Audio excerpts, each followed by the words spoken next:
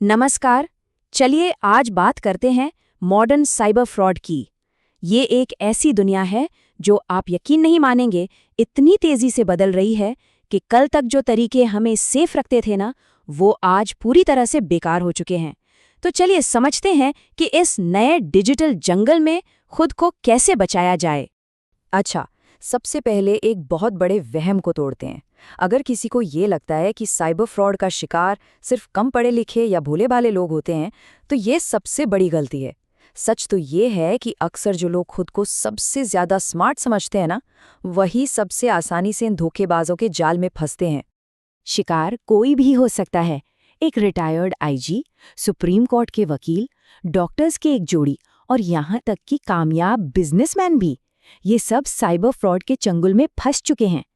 ये एक कड़वी सच्चाई है कि किसी की होशियारी या उसका पद उसे इन खतरों से बिल्कुल नहीं बचा सकता। तो अब हमें ये समझना होगा कि साइबर सिक्योरिटी के पुराने नियम अब काम नहीं करते। धोखेबाज हमसे हमेशा 2 कदम आगे चल रहे हैं, और अगर हमें बचना है तो हमें भी अपनी सोच को बदलना ही होगा। पुरानी और नई सोच में जमीन आसमान का फर्क है, बिल्कुल साफ। देखिए, पहले क्या कहा जाता था? मुश्किल सा पासवर्ड बना लो, अपना ओटीपी किसी को मत बताना। ये सब बातें अब पुरानी हो चुकी हैं। आज की सच्चाई है जीरो ट्रस्ट की सोच। इसका मतलब है डिफॉल्ट रूप से किसी पर भी भरोसा नहीं करना। हमें ये मानकर चलना होगा कि हमारा डेटा पहले से ही इंटरनेट पर कहीं ना कहीं लीक हो चुका है और हमें उसी हिसाब से तैयारी करनी है। अब बात करते हैं उस चीज की जो साइबर फ्रॉड को इतना खतरनाक बनाती है। देखिए, ये टेक्नोलॉजी से ज्यादा ना साइकोलॉजी का खेल है। धोखेबाज हमारी भावनाओं का, हमारी कमजोरियों का फायदा उठाते हैं। धोखेबाज हमारी 5 मुख्य कमजोरियों को अपना हथियार बनाते हैं: लालच, ईगो या अहंकार, जल्दबाजी, डर और भरोसा। ये सिर्फ किताबी बातें नहीं हैं, यही साइबर फ्रॉड की असली जड़ हैं। वो या तो किसी चीज का लालच देंगे, या किसी बात से बुरी तरह डराएंगे, या फिर धीरे धीरे भरोसा जीतकर एक दिन सब कुछ लूट लेंगे। चलिए इसे एक असली कहानी से समझते हैं। एक बिजनेसमैन की कहानी, जिसे 1-2 दिन नहीं बल्कि पूरे 1.5 साल तक धीरे धीरे एक जाल में फंसाया गया। ये कोई एक दिन का खेल नहीं था। जरा इन धोखेबाजों का धैर्य देखिए। पहले ऑनलाइन सर्च के आधार पर टारगेट को चुना, फिर एक नकली दोस्त के ईमेल से भरोसा जीता, उसके बाद एक छोटा सा प्रॉफिट देकर विश्वास को और पक्का किया, और फिर एक नकली इन्वेस्टर्स का ग्रुप बनाकर पूरे 1.5 साल बाद लाखों लूट लिए। और इस कहानी का सबसे चौंकाने वाला मोड़, वो 12 अलग अलग इन्वेस्टर्स जिनसे वो महीनों से बात कर रहे थे, असल में वो 12 लोग थे ही नहीं। वो सब एक ही व्यक्ति था। जरा सोचिए, एक अकेला धोखेबाज एक पूरी नकली दुनिया बना सकता है। ये दिखाता है कि आज के घोटाले कितने ज्यादा सोफिस्टिकेटेड हो चुके हैं। और धोखेबाजी का ये लेवल अब और भी खतरनाक हो गया है, क्योंकि अब इस खेल में आर्टिफिशियल इंटेलिजेंस यानी एआई की एंट्री हो चुकी है। एआई इन घोटालों को और भी ज्यादा भरोसेमंद और पर्सनल बना रहा है, जिससे बचना लगभग नामुमकिन सा होता जा रहा है। एआई बॉट्स इतने स्मार्ट होते हैं कि वो किसी भी मुश्किल टॉपिक पर बातचीत कर सकते हैं।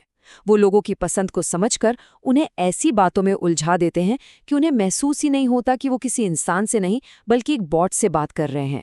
यही वजह है कि हाई आईक्यू वाले लोग भी एआई की मदद से चल रहे इन घोटालों में आसानी से फंस जाते हैं। ये एक बहुत ही चालाकी से किया गया घोटाला है। ईमेल फेसबुक के असली सबडोमेन businessfacebook.com से आता है, इसलिए ये 100% असली लगता है। धोखेबाज असल में फेसबुक के ही एक फीचर का इस्तेमाल करता है।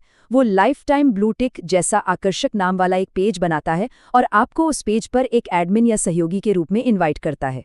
और जब आप फेसबुक से आए उस असली ईमेल पर क्लिक करते हैं तो आप अनजाने में उसे अपने अकाउंट का एक्सेस दे देते हैं। अब बात करते हैं एक ऐसे घोटाले की जो आज के समय में शायद सबसे गंभीर और मानसिक रूप से तोड़ देने वाला है। इसका नाम है डिजिटल अरेस्ट। डिजिटल अरेस्ट में कोई फर्जी पुलिस वाला आपको कॉल करेगा। वो कहेगा कि आपके नाम पर एक पार्सल में ड्रग्स मिले हैं, या कोई और गंभीर आरोप लगाएगा और आपको वीडियो कॉल पर बंधक बना लेगा। वो इतना डराएगा कि अगर पैसे नहीं दिए तो वो आपको तुरंत गिरफ्तार करने आ रहा है। और यहीं पर जागरूकता की ताकत साफ दिखती है। एक तरफ वो लोग हैं जिन्होंने डिजिटल अरेस्ट में करोड़ों रुपए खो दिए, और दूसरी तरफ एक लड़की है जिसे जब धोखेबाजों ने धमकाया तो उसने शांति से कहा ठीक है, आ जाओ, लेकिन आते हुए 2 प्लेट मोमोज ले आना। वो इसलिए बच गई क्योंकि उसे पता था कि एक घोटाला है। बस यही फर्क है न जानने और जानने के बीच। तो अब सवाल ये है कि हम खुद को बचाएं कैसे? चलिए कुछ ठोस और असरदार तरीकों पर नजर डालते हैं जो आज के समय में काम करते हैं। मान लीजिए सारी सावधानियों के बावजूद किसी के साथ फ्रॉड हो जाता है, तो वो सबसे पहला, सबसे ज़रूरी कदम कौन सा है जो उसे फौरन उठाना चाहिए? ये नंबर याद रखना बहुत ज़रूरी है, 1930 1930। जैसे ही पता चले कि अकाउंट से पैसे निकले हैं, तुरंत इस नेशनल साइबर क्राइम हेल्पलाइन पे कॉल करें। ये पैसे के बहाव को, उस ट्रांजैक्शन को फ्रीज करने में मदद करता है। जितनी जल्दी कॉल की जाएगी, पैसे बचने की उम्मीद उतनी ही ज़्यादा होगी।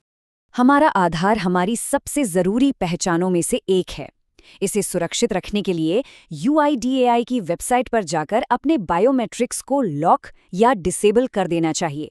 इससे कोई भी आपके फिंगरप्रिंट का इस्तेमाल करके सिम कार्ड नहीं निकाल पाएगा या बैंक खाता नहीं खोल पाएगा। और जब भी किसी को आधार की कॉपी देनी हो, तो हमेशा मास्क्ड आधार डाउनलोड करें, जिसमें पूरा नंबर नहीं दिखता। तो आखिर में सबसे महत्वपूर्ण बात यह है कि साइबर सुरक्षा की लड़ाई टेक्नोलॉजी से ज़्यादा ज्ञान की है। असली सफ़र न जानने की हालत से जानने की हालत तक पहुंचने का है। जब कोई जान जाता है कि जादूगर की ट्रिक क्या है, तो जादू का असर अपने आप खत्म हो जाता है। अंत में ये सवाल सोचने वाला है, आज की इस डिजिटल दुनिया में जहां हमारा डेटा हर जगह फैला हुआ है, हमारी सबसे बड़ी कमजोरी क्या है? हमारा भरोसा कर लेना या हमारी जानकारी की कमी? इस पर जरूर सोचिएगा।